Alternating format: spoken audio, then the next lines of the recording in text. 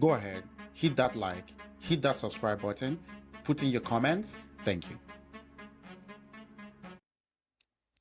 Can Chelsea compete for the English Premier League in the 2025-2026 Premier League season? That would be the big question for Chelsea fans, are they ready to compete for the league? After a Club World Cup performance and winning PSG in the finals, which for me actually shocked me. PSG was absolutely rolling. Chelsea defense actually was a shell, well, not great.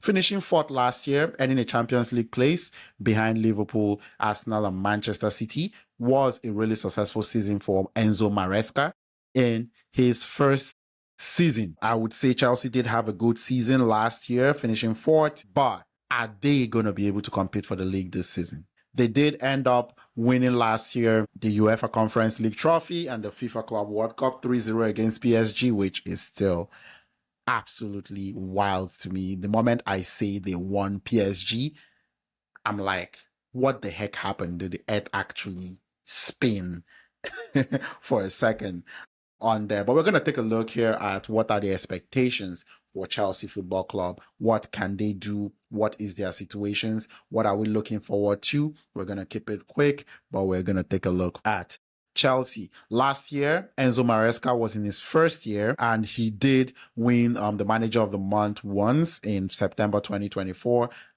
This was around the time Chelsea was actually competing to win the league. They did win the UEFA Conference League. Nobody cares about the Conference League, but you win the trophies or the games that are in front of you. Chelsea won the games that were in front of them last year, defeating Real Betis in the final, and also for the FIFA Club World Cup as I think UEFA Champions League winner 4 years ago or so. They were invited for the FIFA Club World Cup and they came in there and they won it against PSG. Their path to the finals was pretty easy. They did play a lot of South American teams instead of the giants like Bayern Munich, Real Madrid, stuff like that to actually win the trophy, but they did go into the finals and they beat PSG.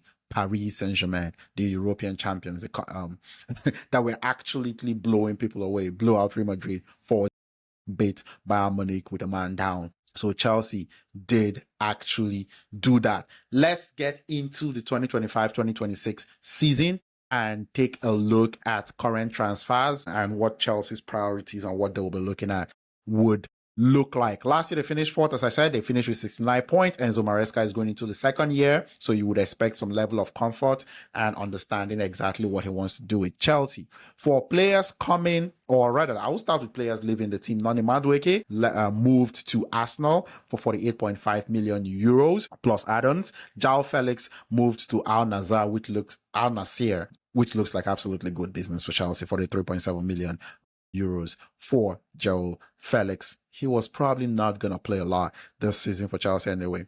George Petrovic signing with Bournemouth as probably their number one keeper. You don't spend 25 million euros if you're not trying to make him your number one keeper.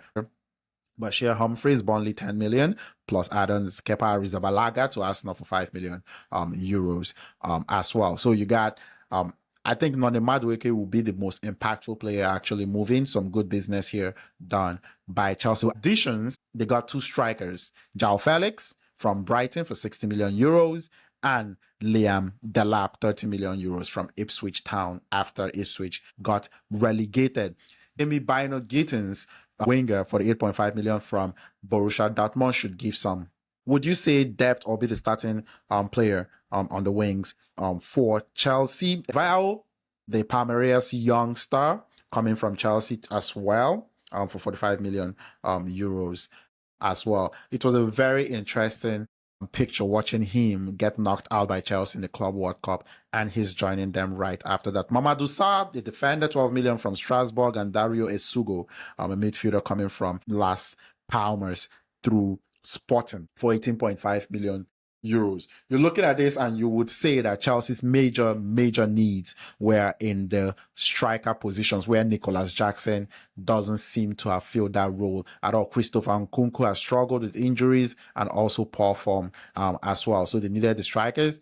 And boy, the two strikers that Chelsea looked good in the FIFA Club World Cup. Liam Delap looked really good for a player stepping up to a higher level in Chelsea from Ipswich Town. He looked like he belonged. He was playing really well until they were like, we got a new striker in Pedro. And he even looked better for Chelsea in the Club World Cup. Are they ready to contend with Liverpool, Man City, and Arsenal? That's a big question mark, especially defensively for Chelsea. If you ask me, Chelsea has a really, really, really good midfield. It will be interesting to see what they do with Reece James after the Club World Cup success that he played in midfield. But you got Enzo Fernandez and Moises Caicedo as the foundation of your team. Then you got something good. Now you got Romeo Lavia coming in midfield doing some good work. Cole Palmer, you got João Pedro now with Liam Delap as options in the attacking trio. So Chelsea actually does have things to work with here. Malo Gusto looked good. Cucurella, pretty consistent